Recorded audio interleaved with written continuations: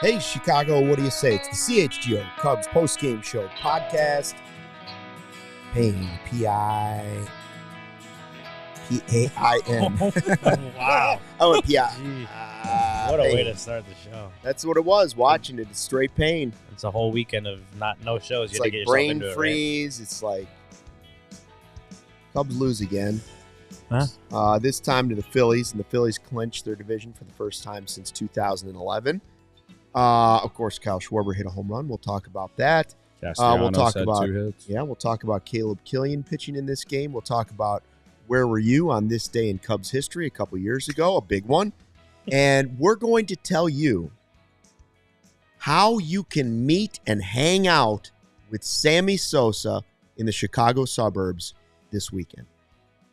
Don't Anybody go anywhere. out there can hang out with Sammy and party with him in the burbs this weekend. Not at my house.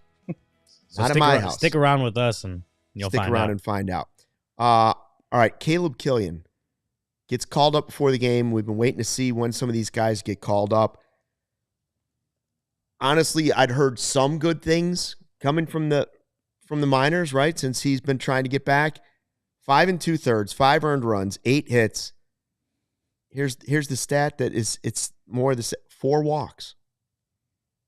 Yeah. Nothing's changed. Yeah, that was the issue with him when he first came up a couple of years ago, right? Like he was this guy that had all this control. Came up, he had 3 starts in 22, I think, and had some issues with the control, and it was like, okay, go back down, just keep working on it. But it seems like obviously this year he missed a ton of time. Like I don't think he pitched till July because of what was it? It was something with his shoulder. It was a shoulder injury that he started the year on the injured list. Something he came out of a spring training game in March, and he wasn't pitching until like July. It's. I think it's like we were talking about it on the couch over there. Like it was someone that maybe if necessary he could come up after he got healthy, of course, and see if he still got something. But it seems like in the last couple of years, whereas when he debuted, he was like very hyped pitching prospect. Oh, we were thrilled 2 years ago. It was like, whoa, here we go. He's fallen off the radar as far as any pitching depth, not even just rotation. Has fallen off the radar for the Cubs these last couple of years, and he got a chance today and didn't look very good. Think it's possible he's not on the 40-man next year? I mean, it's not like he's earned a chance to stay on it. Yeah, that's for sure. I'll say that much. This is why I think a Killian at this point. I think they should just go the route of trying to make him a bullpen guy. He can wear the shirt Andrew Chafin and all the other bullpen guys wear, failed starter. Like I think there's still something in there in terms of stuff that he perhaps can still or that the Cubs can still unlock. I was surprised to see that he went 5 2/3. The only reason of that is just because he didn't start the game. I didn't understand why Pearson started. He was basically an opener. He pitched 1 inning, and then Killian pitched 5 2/3. Whatever. However, it's not like it's unheard of to have an opener these days. So, I was expecting. When he came in, I was expecting more of like a 2 or 3 inning outing, and he ends up going 5 2/3. I think if the Cubs are in it and he's out there, he probably isn't going 5 2/3. But he may not even be up if they're in it. Yeah, sure. I mean, whatever. I don't. That's not the point of what I'm getting at. The point is that like, it was his first outing of the year, and I'm not going to let this one outing decide if I'm in or out. I know we saw some very small stints last year. His best appearance with the Cubs was his major league debut 2 years ago. And like you said, he's had command problems, stuff like that. I think the biggest loss regarding Killian this year, or the biggest issue, is that we're going to enter the offseason and we're all going to think the same thing. This one outing isn't going to change my opinion in the positive or the negative. Like, if you want to take him off the 40-man, okay, whatever. But at the same time, too, it's like, how many times have we seen the Cubs let guys go and then they go to the Brewers and then they fix them? You know, so I think that there's something in there still. I think that it's next year they should try and use him as a bullpen piece in spring training, whatever, and go from there. The only reason that I think fans wanted to see him a little bit earlier is just for the fact of we're going to enter the offseason with the same questions, and this one appearance shouldn't decide if he's good or not. It's one appearance, and he's coming off a season where he was hurt the entire year. It sucks. I'll say this: the best ability is availability. Wasn't available this year, and then when he comes back, wasn't. That not only do they have to build him up, but he also has to, perform well enough for them to have any confidence in him coming up and helping the team. They didn't feel that, is what it is. I would have called him up earlier because of my own opinions on where the state of the team is, but whatever, they didn't. So he probably won't pitch the rest of the week now, and I'm going to enter the offseason, and I'm going to be thinking the same thing I thought before he pitched this game. Same thing. You know what else is the same thing, by the way? Oh, go ahead. I just wanted to say like that. Just looking at what StatCast stuff, he did hit 97.4 miles per hour with the fastball. We've talked about that. Like he has shown in the minor leagues mostly, but like increased velocity, which may have in part affected the control and the command, which is what we've talked about. So he's throwing faster. His average was still only down to 93.4 miles per hour. So not specifically like close to lead speed or anything. The cutter actually looked pretty good today. 10 swings. He threw it 14 times, got 10 swings, 6 whiffs on it, which is pretty solid. But as you said, it's one game, one outing at the major league level this year.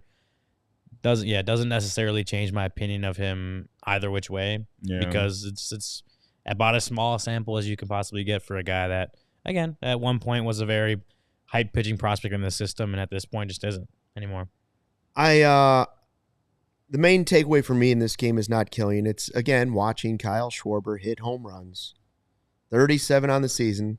Ironic, he gets his 100th RBI of the year against the Cubs, and they let him walk away for nothing. It's the one that really bothers me. All the other ones were the right decision. It's not signing guys to big deals, right decision. Letting Schwarber walk away for nothing, bad decision. Well, and that's the one we pretty much know was like a result of for whatever reason, needing to cut change spending, for the sake of change. Needing those financial reasons, not specifically. Like, obviously, he has said that, like, getting, like, as far as improving as a player, getting better, like, kind of was a kick in the butt that he kind of needed, was getting non-tendered. But we know from the Cubs side it was pretty much, like, a financial decision. So, yeah, I'm with you on that. Like, you look at all the moves that were made by Jed since he took over. It's like, that's the one where you're like that. Especially, I think they gave Jock Peterson $9 million for the next season to play left field for him. It was another $1 million to give Kyle Schwarber. I don't know. Like, I think it would have been like $10 million. And then they traded Jock Peterson for a guy named Bryce Ball, who's no longer in the organization. Yeah. So, like, the entire the what do you call it? The tree related to that has ended, and there was no success to come of it. And now we get to watch him become so beloved in Philadelphia. I not only do I follow PHLY Phillies because they're part of the ALLCITY network, but I follow them because in some ways, reading their tweets related to not only their team, but Kyle Schwarber, Nick Castellanos, Bryce Harper, it's just like, I just sit there and sometimes I'll watch their shows and I'm like, I wish I was y'all. Like, that's how it feels.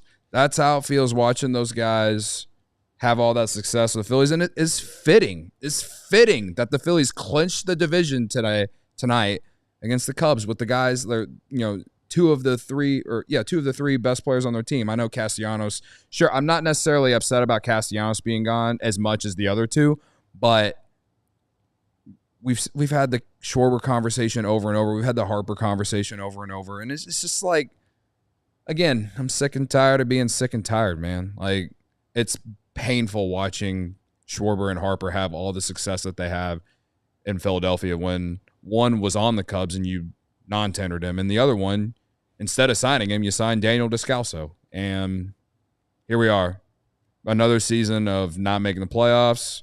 And on top of not making the playoffs, it was a massive failure in terms of expectations from the fan base this year. So, yeah, looking forward to more October baseball, watching those guys play and being miserable the entire time. And that is Cody Del Mendo, newsbreaker, if you didn't know it. Major newsbreaker. Wait, I think he has a new name, right? Cody Del Snitcho. Yep. Oh, wow. That's what I heard. Wow. That's what I heard. Woo! Wow. The firestorm you created over the weekend, huh? Man. If the people don't know, shall we just tell the entire story, I guess? I think we got some time. So on Friday, I was at Murphy's for Friday 120 Club, and someone I know just happened to be at the casino in the Loop or River North, wherever it is. Bally's. And I had a bunch of DMs of people telling me, if you're going to be anything Chicago, you got to know where this casino is. I'm like, brother, I know where the casino is that I need to go to, and it's right outside Wrigley Field, all right? But I don't need any of them because I have the app, Circa. That too. It's the only one that matters. Yes. But if we're talking about an actual casino that I would go to. Yep. Anyway. Anyways. The guy, I just happen to know a guy. He tells me, hey, CJ Abrams was at the casino until 8 a.m. today. We should probably fade him. And I was like, are you serious? Like, at first I didn't believe him. And he's like, no, I swear to you, he was there. And so I sarcastically sent a tweet out saying that CJ Abrams was at the casino, the Bally's casino until 8 a.m. Perhaps fade him. Yeah. And then I replied to my own tweet saying, also, hell yeah, brother, because being out at the casino that late, I mean, that sounds like a wild night. Sounds like you had a great night. Sure. He did. Anyway. And he had a 120 game the next day. Yeah. So I tweet that, and this is the most important thing. I was right. If you faded CJ Abrams on Friday, you won some money, unless if you bet him to not walk. He did walk, but he didn't have a hit. He went 0 for 3. And so anyway, nothing. I mean, the game happens. He goes 0 for 3, whatever. We go to almost home after the game, shared a pizza with a few of the guys that came to Friday 120 Club. And then I ended my day at home, and I woke up the next day. I went to walk Corey and Kate's dog out in Lakeview. And that's when the news came out that CJ Abrams was being demoted. And to the minors for the rest of the season. Yes. And I was like, no way, man. And then people started taking the tweet that I sent and using it to try to put the pieces together because the Nationals wouldn't announce the reasoning. They just said it was like an internal thing. Nightingale gave you credit. Nightingale did give me credit. David Martinez said it wasn't. Like, he made it clear it wasn't performance-based. Yeah. And then they were handling the rest of it internally. Right. Yeah. Yeah, so I mean, my tweet started going viral. John Boy, ESPN, shout out Jeff Passan. Passan gave you credit too? Yeah, Passan. Bob actually put your handle in his tweet. Yeah. For all the things you've said about Bob Nightingale. I know. After all the things. He said credit to you, Cody Del Mendo. I now feel like I have to be nice about Bob. For you better be nice to Bob. He credited you. Yeah, and then I mean, I think there was a lot of misinterpretation. I didn't report anything. People started saying that I was reporting things, but I did not report this. You did, but it wasn't intended to be a report. But you're not a credentialed reporter. And I'm not a credentialed reporter. I straight up was just being sarcastic. You were giving gambling advice. You gave a reason to bet against CJ Abrams. And I was right. He was right. So there it is. And Snitcho, whatever you want. Now, over the last 72 hours, no one has called me a narc, a snitch, a scumbag more than anyone else on the internet. So, or it's the record. We've broken a record for the amount of times that I've been called that, on top of all the other things that people call me on the internet. So, it was a fun weekend, I guess, in terms of just breaking the internet, I guess. But breaking Twitter for a little bit. Speaking of fun, where were you on this day in Cubs history? We will get to that in a second. It's an epic day in Cubs history. But first, whether it's pro or college, the app to bet football is Circa Sports Illinois. Circa Sports is sports betting the way it should be. Circa Sports Illinois has high betting limits, low holds, and exceptional customer service. Bet on all your favorite teams in every game this season. Spreads, props, futures, or in-game, Circa Sports has it all. Fund and bet like a pro from anywhere, anytime in Illinois. Download your new bookie today at circasports.com. Must be 21 and older. Gambling problem? Call 1-800-GAMBLER. I should have been the one who read that ad today. But that's right. Whatever. Game time. Game time picks. It filters out the fluff to show you only incredible deals on great seats so you don't have to waste time searching through thousands of tickets. It's a new feature on Game Time. And I'm telling you, it makes everything easier for you. All right. The people who came out to Friday 120 Club this past weekend, they all got their tickets on Game Time. Sean Caselli. Absolutely. Sean Caselli was there with his, I believe, girlfriend. If it's wife, I'm sorry. Shout out to Ben from Florida. He has come up at least to 5 games. He's a season ticket holder, but he lives in Florida. When he does come up, he comes to Friday 120 Club, sits with us in the bleachers. Patrick was there. A few other people. Yeah, we had for his hashtag family. Yeah, Hashtag for his family. like dead as the Cubs are, we had a decent crowd. Friday 120 Club is not. We had a good time. And you get your tickets on Game Time. And they all got their tickets on Game Time. And you got a player on the other team demoted.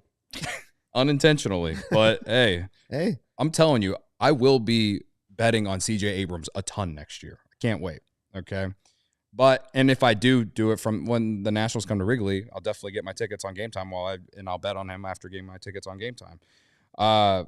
So, those are just some of the great things about Game Time. They have all in pricing, which is a toggling feature that shows up the total upfront with no surprise fees at checkout. No one likes the bait and switch stuff. That's so annoying. terrible. The seat views is great because people like Luke just don't know where seats are sometimes, not just at Wrigley Field, but just all over the place. Yep, it's true. They make it easier for people with bad at technology, all right? You get a panoramic view from your seat in the app before you buy. Don't put your hands up like that. Look at me. I got a phone going, a computer. The amount of times I've had to help you do things on the Technology, computer. That's my middle name. I don't even. And then they have the lowest price guarantee, or Game Time will credit you 110% of the difference. Your purchase is covered with the most flexible customer service policy in the ticketing industry, Game Time ticket coverage. So take the guesswork out of buying tickets with Game Time. Download the Game Time app, create an account, and use code CHGO for $20 off your first purchase. Terms apply. Again, create an account and redeem the code CHGO for $20 off. Download Game Time today. What time is it? Game time. Ooh. So to close on the Abrams stuff, I just want to say that, again, it wasn't a report. It was just a sarcastic tweet that a lot of people started calling a report. Mm-hmm. That's the bottom line. I'm not a journalist. So that's it. But you are a newsbreaker. That one day, technically. Yeah. Yeah, no, it was I remember seeing it on Friday morning, and I was like, that's funny. And just didn't think anything of it for the rest of the next 24 hours until, obviously, CJ Abrams gets optioned by the Nationals. And to me, that's that confirms the story. That's probably what it is, especially when Davey Martinez said that it wasn't a performance-based issue, and it was, the way the Nationals handled it probably wasn't the best. Just the whole entire situation. Not saying they shouldn't have optioned CJ Abrams, but just. Well, it sounds like it's not the first time they've had some trouble with. It didn't feel like these decisions. It felt like maybe they could have handled the whole situation better. But I don't know. I'm not in privy to the inner workings of the Nationals organization. But to me, it's still seeing Cody's name and Bob Nightingale's tweet and all this. This was very interesting to follow on Twitter all day Saturday. That's right. Yeah. And he's now in company with Wet Butt 23. Yep. Katy Perry's booty hole. Yep. Oh yeah. No, and it was really interesting. I do think our GM Jake is laughing in the background. No, I do think as Cody said, when reading the tweet, it was clearly one of Cody's like sarcastic, dumb tweets. Just being honest. No, all my tweets are dumb. Yeah, exactly. I know this. Right. And this but one, this one like, happened to be right. Like I said, I thought it was funny, but I knew it was just like, especially when the fact that you said perhaps to fade CJ Abrams, like, okay, this is one of his dumb gambling tweets. I thought it was funny, and like it just happened to be also correct. Mm-hmm. And so, but even then, even when it was correct, I'm like, wow, Cody actually got it. Like that's pretty funny. And then I think social media, not everyone, but a lot of people on social media took it to a level it didn't really need to be to. It obviously like I in a sense would feel bad for CJ Abrams because like, yeah, it sucks to get option. I think he's losing some money on it by it's being not option, his fault, whatever. though. But it's not. It's well, that's what Abrams I'm saying. shouldn't have been at the casino till 8 a.m. Yeah, I'm not. It's like his the fault. people like blaming Cody for it. To me, it's like people blaming Cody for that. Again, I think that's misplaced. I think it's total misplaced blame. And so when I say people took it to a level it didn't need to be, I think that was it. And again, like the tweet, no one cared about the tweet on Friday. We're right or wrong, no one cared. It wasn't until Saturday when it, I guess we haven't necessarily confirmed that it's true, but to the fact that you put the pieces together and this feels like this is the true story, that's when it got picked up. That's when people started taking it to a level. Had it not been true, again, no one would have cared about the tweet. He's not missing playoff games. He's missing meaningless games for a week. Who cares? I just think I got taken to a level it didn't need to be taken to. But and the absolute like final thing related to it, for at least for me, I do not need to do any of that of what I did for clout, for attention, or to like somehow make money off it, because I got a lot of accusations of that too. You make money. All you did was try and help people win a bet. I know. That's all I did. There were a ton of people who like accused me of sending that tweet to use the social media engagement to like gain clout or something. And it's like, dude, if you read the tweet, this is not a breaking news tweet. You didn't do breaking news. You didn't write an article. He wasn't being Cody Del Snitcho. He was being Cody Del Friendo. Yeah. So I think that's probably what's bothered me the most from it. As much as like none of it really bothers me anymore, but like during it was fun for 2 hours to like crack jokes about being a breaking news reporter and giving Ryan shit in the Slack channel about being the first guy on our team to break some news. Like it was all a joke though. Like I didn't mean anything by it. Like it is what it is. So Snitch. I did not do any of it to like crap. Snitch. Whatever, man. It was a funny. very the fact that Nightingale gave you credit is amazing. All I know is that this story from the weekend might be the biggest news of the entire CHGO Cubs podcast for the entire season. That's right. Considering how the season went, I wish we'll remember the season more so for the actual product on the field. But will we remember it more than what happened 2 years ago today? Good question.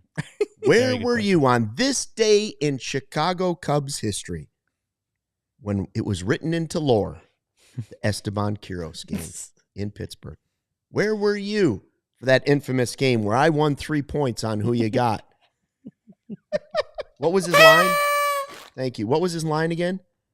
Well, he tied the game in the 6th. Oh, we got it. Sarah's got it. He had the game tying hit in the 6th, game winning hit in the 8th. Esteban Quiroz. Didn't you write it down? I don't remember exactly what the line That's what it was. Oh, here we go.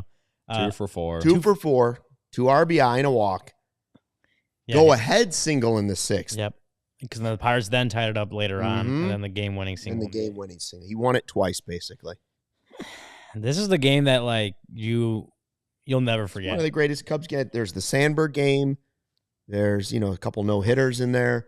And Christian Bethancourt game. Bethancourt game this year is just below the it. 7 RBI game that Barry Bonds. Again, there's the Master Boney game. It wouldn't. This game would not have mattered. Like we would not remember this game as much had Luke not picked Esteban Quiroz and also wagered 3 who you got points on it, because he won't let us hear the end of it. It's been 2 years. He brings it up at least once a month. I think it was the first time anybody was like, you know what? I'm going to wager 3 points on this. I guarantee you. It hit. We'll be sitting in the dead of winter, the Cubs not spending any money, and Luke will bring up the Esteban Quiroz game. I promise you. It hit. I guarantee you one thing. CJ Abrams would have bet on it if he'd have heard it in time. Oh, he was playing roulette, man. Oh, sorry. He was playing roulette. Oh, Jesus. Okay. We're going to tell you about the Sammy Sosa stuff in just a second. But Marquee on their Twitter page put out an interview that they had. Taylor McGregor interviewed Kyle Hendricks before the game today. We're going to play that for you because it's interesting. You try and decipher, is Kyle thinking about giving the Cubs a discount and coming back? He's already said he wants to pitch next year. This is Kyle Hendricks from Marquee's Twitter page earlier tonight. I love baseball. I just love playing, so I'm going to put some time in the offseason. Just want to get back to being me and, competing and doing what I need to do on the field.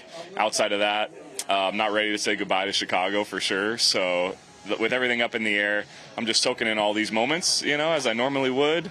But yeah, when that comes, we'll cross that bridge when we get there, I guess. I love baseball. I just love playing. So not ready to say goodbye to Chicago just yet. Yeah, I mean, I would assume that Kyle wants to remain at the Cubs. Like he's been, 2012 was the trade, or he's thinking about signing with the Sox in the offseason. That's he did say Chicago, not the north side of Chicago. No, I mean he. Don't put that energy. I'm not reporting that. The trade was 2012, correct? When he came over from the Rangers as a minor leaguer, made his debut in 2014. So it's been 10 plus years since he's been on the Cubs. No, I cannot completely understand why. Like he wants to be a Cub. I would assume he wants to be a Cub for the rest of his career. And he wants to pitch next year. Yeah, and he wants to pitch next year, and he would want it to absolutely be with the Chicago Cubs. Obviously, he's a free agent. Like he doesn't have a contract next year. The Cubs would have to be willing to bring him back, and the 16 or 16.5 million that Kyle Hendricks made this year is making overall this year. I would expect that the Cubs aren't looking to give him another $16 million 1 year deal. He's going into this last year knowing it was only a $1 million or 1 year deal, like especially coming off the season he had in 2023. I think we all kind of said like, okay, it's a good signing. It's not not a long term deal, not a lot of long term money locked up. He had a good year. Like this is a good signing.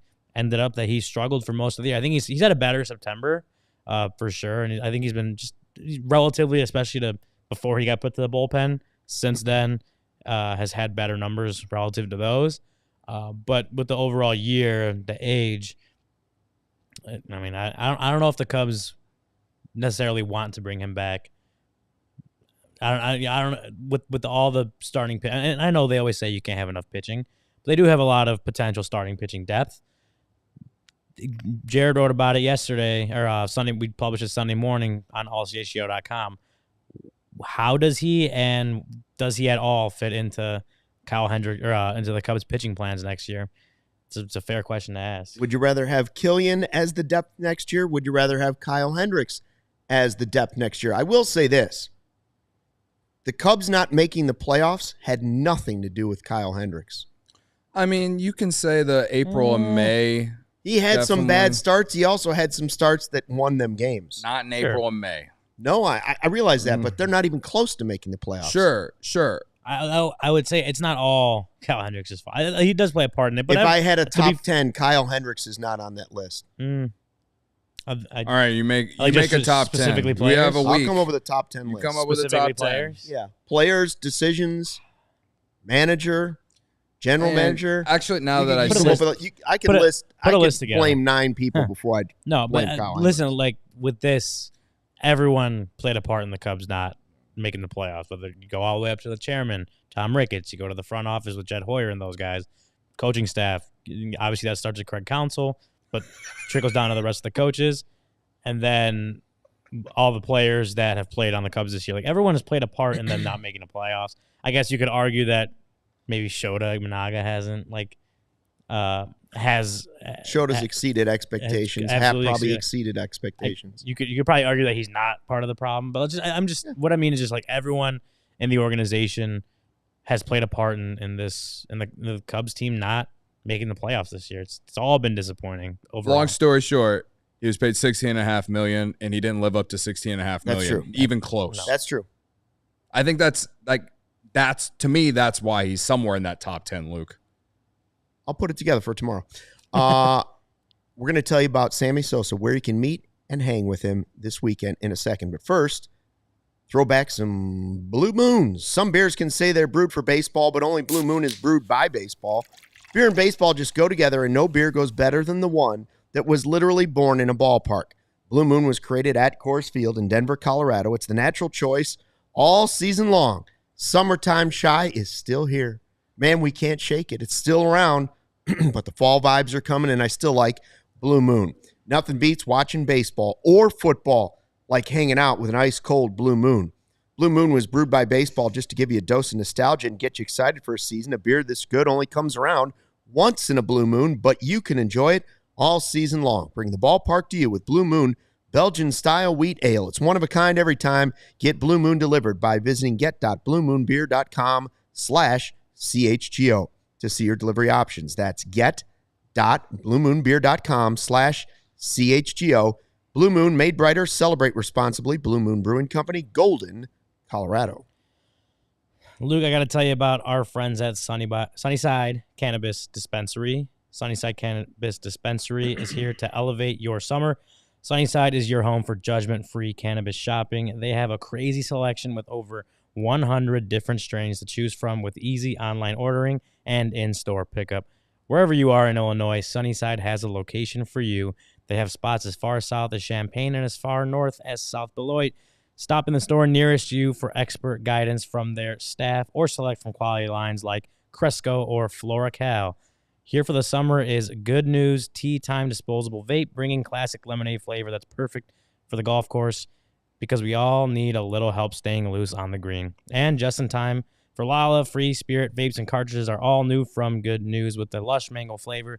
These vapes are perfect for tapping into your flower power. I'm picking Mindy Segal's award-winning chocolates at Sunnyside, and you can too by visiting sunnyside.shop for Bright Buys every day, including 50% off your first 3 online purchases.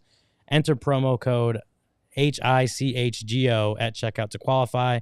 Exclusions apply. Sunnyside Cannabis Dispensary, Bright Buys every day, only for 21 plus or Illinois medical card holders.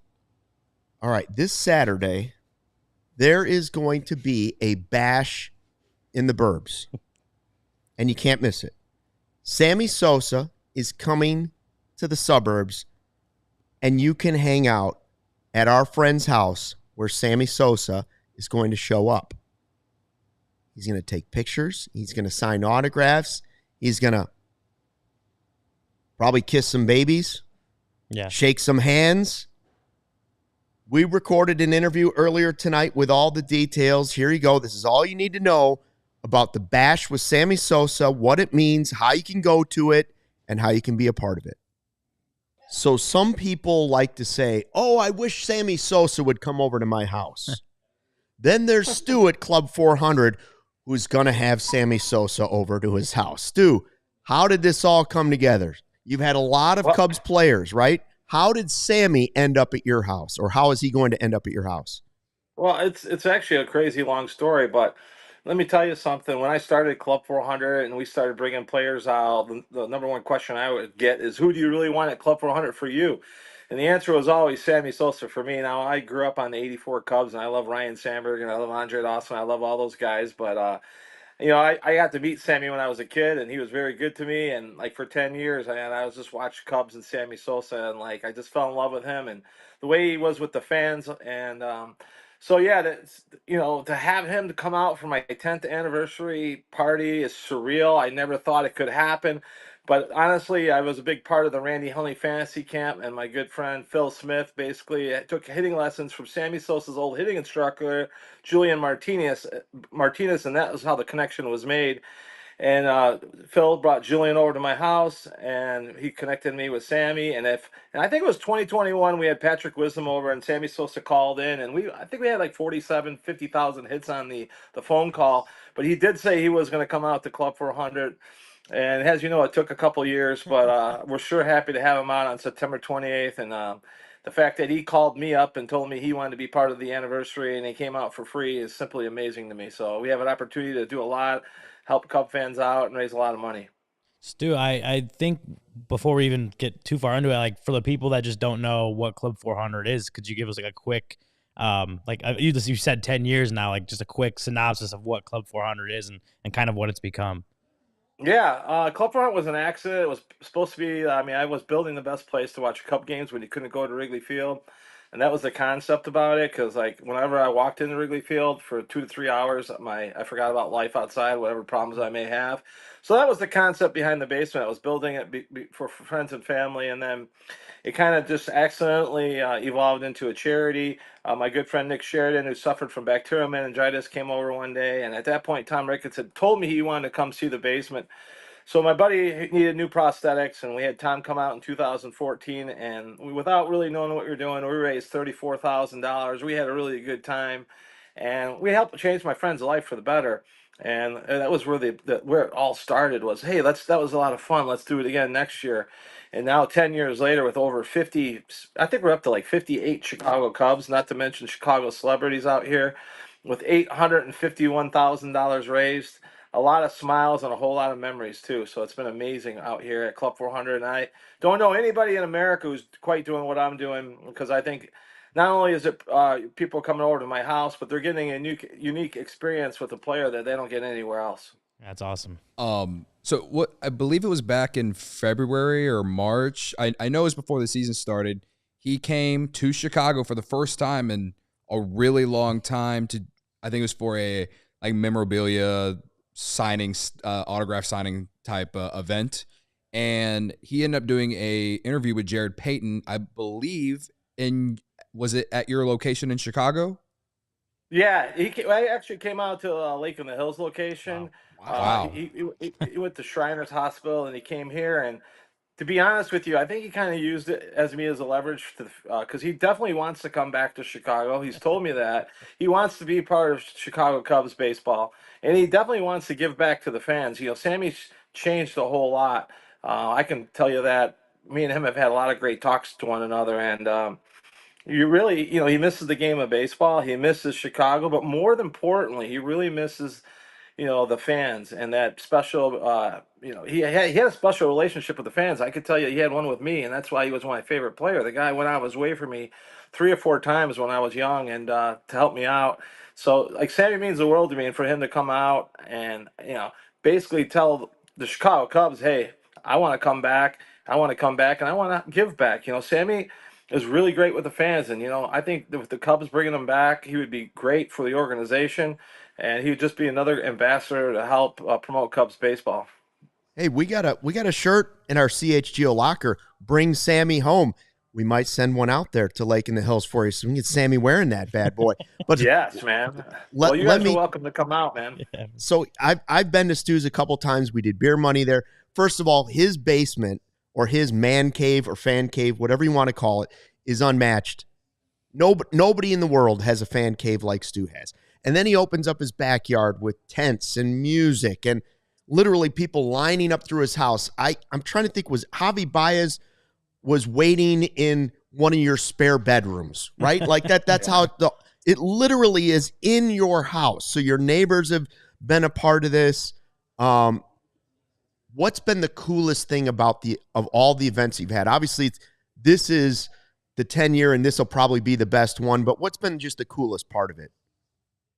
I tell you what, this year's been pretty special, to be honest with you, to be able to pull the 84 party off and have 10 guys out from the 84 team.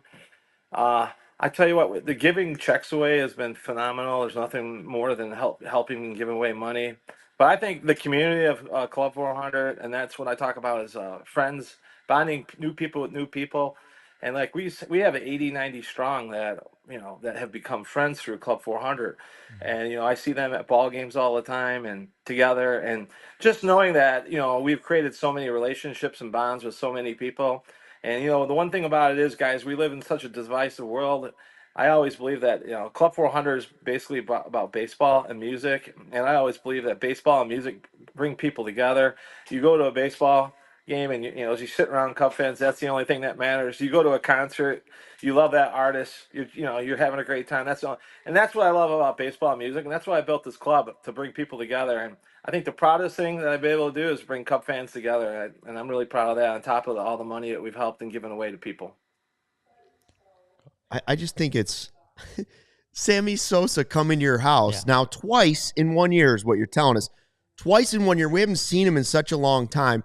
You said he's different than when you had met him as a kid. How is Sammy different in your opinion? And do you think the Cubs will ever welcome him back? Well, I sure hope they do. I mean, honestly, what I can't figure out is, it was the Tribune company that owned the Chicago Cubs, and now it's the Ricketts family. So the only holdover is Crane Kenny. So I don't understand what the problem is. It was a whole different organization. But Sammy had 3 kids when he was younger, and then he had 3 kids when he was older with the same wife, Sonia. She was supposed to come out, but I think he's bringing his other son, Michael. But he's more of a family man. He's a man of Christ. He found God, and he's a changed man. I think his priorities have changed. When he got out of baseball, he got in a lot of businesses, and now he just told me more than anything, he just misses Chicago. He misses the fans, and he misses Wrigley Field, and he wants to be welcomed back at Wrigley Field more than anything, guys. And he did a whole lot for Chicago. He did a whole lot for WGN.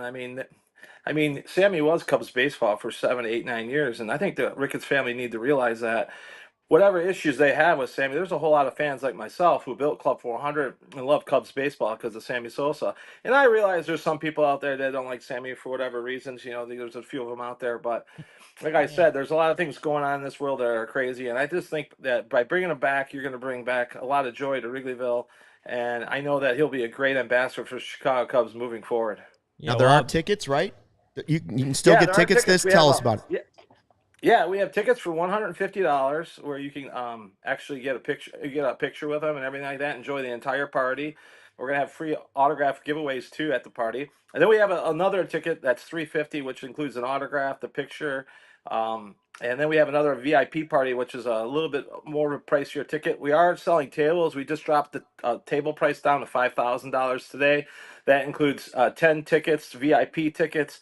And that also includes an extra hour from 4:30 to 5:30 with some surprises that are going on between then. And Sammy will be a part of the VIP party, so you'll get 75 people are going to get to hang out with Sammy Sosa for an hour. So that's pretty cool. Yeah, I mean that is cool because I was obviously he's a big part of Cubs history, and he didn't make it to the Cubs Hall of Fame. We're trying to get Luke into the Cubs Hall of Fame. We're trying to figure out the avenues for that. But, I'm on the list. Yeah, real high up there. But I was maybe a little young for Sammy, especially 03 that season. I was barely 7 years old at the end of it. Cody is someone that was the generation of that was Sammy was the hero. So I'm sure anyone that wants to be in that VIP, I'm sure a lot of them would probably be about Cody's generation of Sammy Sosa was their guy. I'm asking to be let in. I'm asking to be let in. And keep in mind, guys, the most important thing is, that all the money is going to charity. So when you're paying your $150 or whatever you're paying your $350, this is an open book event. Because Sammy Sosa agreed to come for free, I think that's pretty amazing. So we kept an open book. I told all my sponsors, I told anybody who donated, this is an open book because our goal is to give away as much money as possible. So I do want you to realize that when you're buying a ticket, not only are you going to get a great night, but your money is going to go to the right place and help out Cub fans. Absolutely. That is awesome. Hey, one last question, Stu. Is there anything Sammy won't sign? Like if Cody shows up and says, sign my back, will Sammy do it? Or is it just baseballs and pieces of paper? Well, I'll tell you what, that's the great thing about our event. And I know our people that come to our events are not necessarily autograph people. But if you look at the pricing at the show, you can bring anything you want to get autographed. If game used item, a baseball, a hat, whatever you really want. And that's the cool thing. If you look at, if you went to the show back in Rosemont, there was different pricing for different things, and you could pay up to $400 per item. There's no restriction on what you can bring. Sammy Sosa also gave me an extra hour of his time, which, let me tell you, I've been doing Club 400 events for 10 years, and the most they've ever given me is 3 hours. Sammy has given me 4 hours because he told me he really wants to spend time with the fans in the line, and he doesn't want it to just be a quick run through. And so I was really admiring him for that. the fact that he wants to be here. And you know what makes the best Club 400 party? When the guest wants to be here. And I know Sammy wants to be here more than anything. And so if you're a Sammy Sosa fan, even if you're a fan of the Chicago Cubs and you want to help out the Cubs community, this is a party you can't miss. And you can go to club400cubs.com right now. And we do have some sponsorships left too if you're interested. But yeah, it's going to be a great night for a great cause with the great Sammy Sosa. And I'm looking forward to it more than anything. So all I can say is that, like Ryan said, you are helping fulfill something millennials have been waiting for a very long time. So I cannot wait to go out there and mingle with all the rest of the Cubs fans and be in the same room. If you guys can make it out here after the game, you guys are more than welcome. Cody, I told you that. I appreciate you guys having me on. I appreciate your support more than anything. It means the world to me, guys. It really does, because this is a lot of hard work. And, people like you guys helping me get the word out means a lot to me. So I thank you guys for your support. Absolutely, all right, Stu.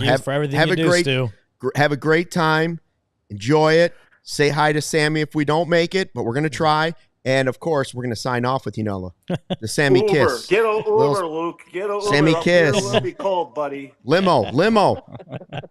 Yeah. Stu is good people. Yeah, for sure. Trying to raise $1 million. Cubs fans helping Cubs fans. By the way, if you want to make donations, Stu at club400cubs.com. You can also just go to club400cubs.com. Check out all the info. The charity, I was reading some of the comments during that segment.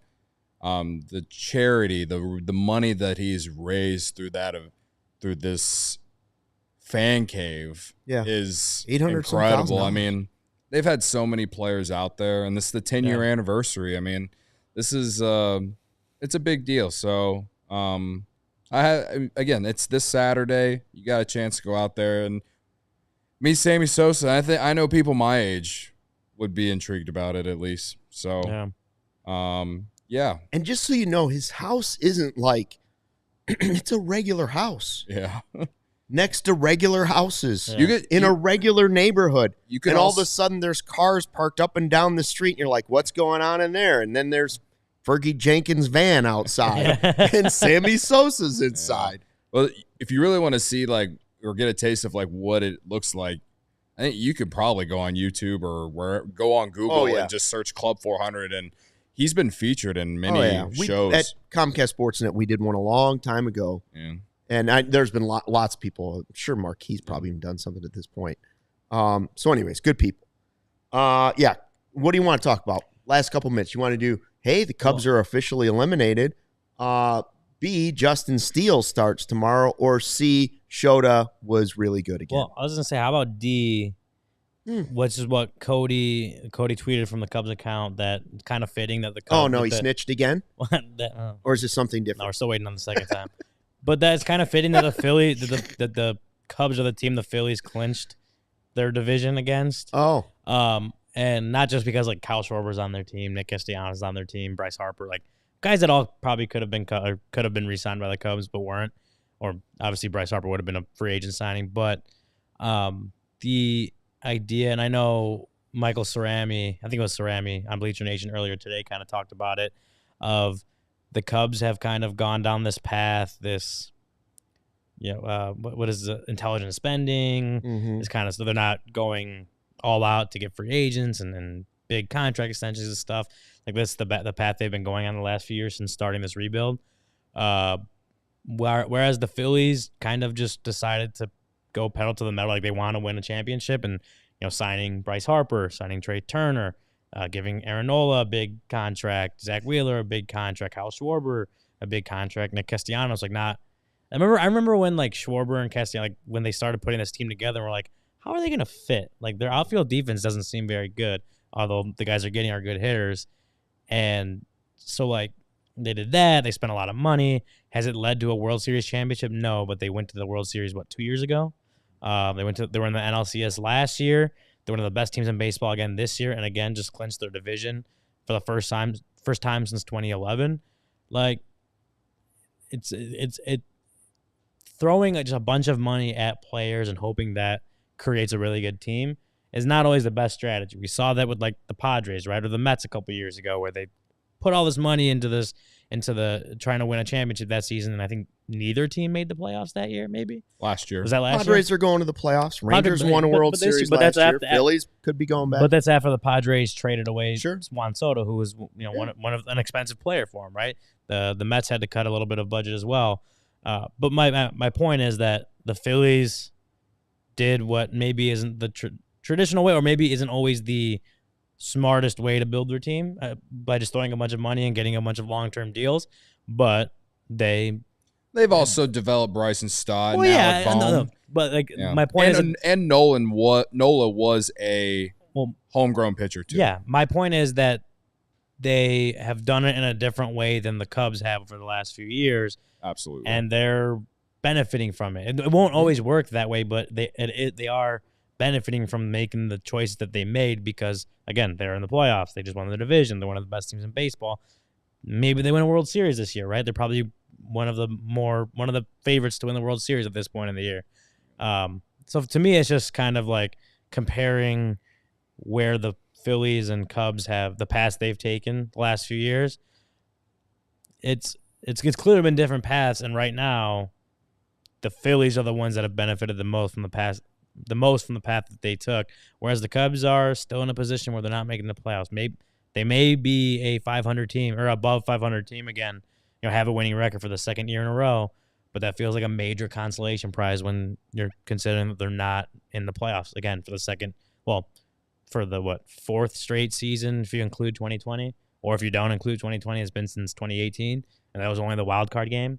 Like the Cubs have not, whatever their path that they've taken, and while I do agree with a lot of the moves that Jed Hoyer made as far as trading some of the core guys, maybe not re-signing Wilson Contreras, like there's obviously some mistakes he made, as we mentioned Schwarber, but there are also a bunch of moves that he did make, the Imanaga signing, the Bush signing, but the path trade, Imanaga signing, Bush trade, but at this point the path he took has not led to a playoff appearance, and so I think you can question, was this the correct path to take? Yeah. That was just my rambling. But I just think that just pops in my head with the Phillies because they took a completely different path. I believe every team that's going to make the playoffs this year has a $200 million player. Yeah. Well, what about the Guardians? The Brewers? Christian Yelich, 9 years, $215 million. But he's not million. even playing. But they have a $215 million contract and a 9-year deal. Yeah, it's fair. Even the Brewers have signed a bigger deal than the Cubs. But the reason they're going to playoffs, though. Orioles. Royals do with Bobby Witt. Orioles. I don't know if the Orioles do. Yeah. Anyway. Pretty close. I know what you mean. We have a good story, right? Exactly. I will say this about the Brewers is they're going to the playoffs, and it's not even really because of Christian Yelich, but no, but it has most of the teams are going to that are going to the playoffs. The reason they're going is that partly because of the point that you're making, but because they have stars, and this Cubs team just doesn't have stars, man. And it was just very sobering listening to Corey and Brennan yesterday at the very end, especially because I just don't know the path. I get questions on Twitter, Instagram, TikTok all the time this entire season asking me, how are we going to fix this team, Cody? I'm telling you, brother, I don't know how to fix this team. The sad truth is that they're not far away from being a real contender if they actually do enough to go over the hump, but they haven't shown that they will go over the hump. And then also, you have a lot of tough decisions to make. That's just the fact of the matter. And I don't know if those tough decisions are made. I really won't know how to think unless a corresponding move after said tough decision makes me feel better, if that makes any sense. I have no expectations for the offseason, and until proven otherwise, I really don't have any trust in anything related to the Cubs right now internally in terms of the front office. The only thing, and Brennan said this yesterday on the show, the only thing that I feel good about the organization is the farm system. Yeah, I think you should feel confident in the farm system because there are good players, very good, potentially really good major league players in that farm. But as far as the question of how do you improve this team, I know I said earlier, the Phillies' path of just throwing a lot of money at players isn't always the smartest path to take. It does feel like the way to improve this Cubs team right now is to go out and spend money on free agents or take on a bigger contract in a trade for a guy that could really improve the team like that.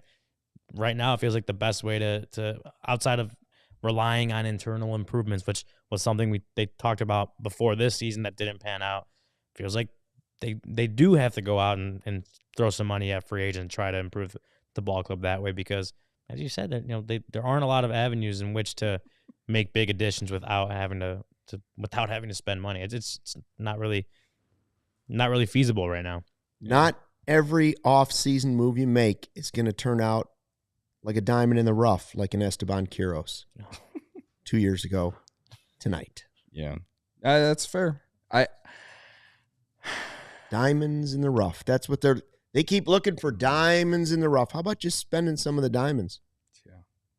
Yeah. I mean, the fact that no one has any faith in landing Juan Soto, while I think I've heard other people in Chicago media say it's like, okay, if you're not going to spend on someone like Juan Soto, well, this free agent market or this free agent class is very nice this year, this offseason. I think the Cubs need to get a starting pitcher. I've said that for the last month and a half or so.